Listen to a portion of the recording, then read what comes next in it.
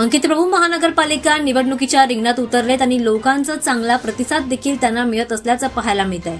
सुनील प्रभू यांचे पुत्र अंकित प्रभू आता महानगरपालिका निवडणुकीच्या रिंगणात दिसत आहेत। मैदानात ते उतरलेले आहेत।